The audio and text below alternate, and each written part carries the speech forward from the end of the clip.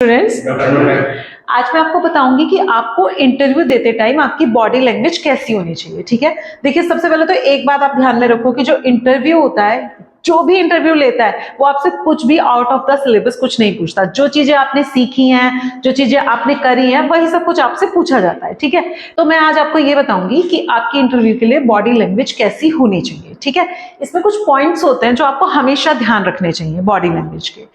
देखिए सबसे पहले क्या होता है, आपको जो भी आपका इंटरव्यूअर है, मतलब जो आपका इंटरव्यू ले रहा है, उससे आई कांटेक्ट बना के रखना है। इसका मतलब ये नहीं है, आई कांटेक्ट बनाने का मतलब कि आपको उसको घूरते रहना, नहीं घूरना नहीं है उसको, लेकिन आपको ऐसे शो करना है, आपको ऐसे उसको देखना है कि उसको लगे कि आप उसकी बात को समझ रहे हो। ठीक है, यानी आपका आई कांटेक्ट उससे बना रहना चाहिए। दूसरा होता है सिटिंग अप स्ट्रेट। आपको बिल्कुल सीधा बैठना होता है, कोई रिलैक्स पोजीशन में आप नहीं बैठेंगे। आपके शोल्डर्स जो होते हैं वो पीछे की तरफ होने चाहिए। ठीक है, और आपकी जो सिटिंग पोजीशन होनी चाहिए वो बहुत ही पॉजिटिव होनी चाहिए। ठीक है, फिर होता है जेन्युइन स्माइल। ठीक, सबसे ज्यादा काम करती है हमारी स्माइल हमारे चेहरे पर, लेकिन अगर आप फेक स्माइल रखते हैं तो वो तुरंत पता चल जाती है कि आप नर्वस है, इसलिए आप जबरदस्ती मुस्कुरा रहे हैं। जैसे आप हमेशा अपनी लाइफ में मुस्कुराते हो वैसे ही आप मुस्कुराओ। और जब आपकी जेन्युइन स्माइल होती है तो वो क्या करती है, आपकी फ्रेंडलीनेस को दिखाती है कि आप हाँ फ्रेंडली हैं, और दूसरा आपके कॉन्फिडेंस को शो कर रही है। Firm handshake.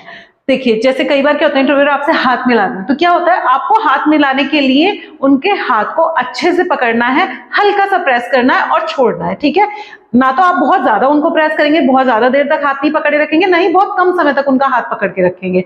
ठीक है, एक टाइम लिमिट तक उनका हाथ पकड़िए, अच्छे से शेकिए, ताकि उन्हें महसूस हो कि आप भी उतने ही इंटरेस्टिंग है इस इंटरव्यू के लिए, जितना वो आपका इंटरव्यू लेने के लिए इंटरेस्टेड है, उतना ही आप इंटरव्यू देने में भी इंटरेस्टेड है। ठीक है, फिर होता है डोंट क्रॉस द आर्म्स। जब भी हम बैठते हैं, हम कभी भी इस तरीके से या इस तरीके से हमें बिल्कुल भी नहीं बैठना है। या तो हमारे हाथ हमारे पैर पर रखे होने चाहिए बैठते टाइम, या हमारे हाथ हमारे टेबल पर इस तरीके से रखे होने चाहिए।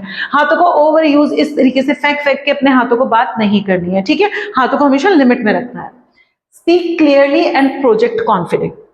जब भी आप बोले साफ बोले। ठीक है, मन मन में कुछ ना बोले, आपकी आवाज एकदम क्लियर आनी चाहिए, इंटरव्यूअर तक बिल्कुल क्लियर आवाज आनी चाहिए आपकी।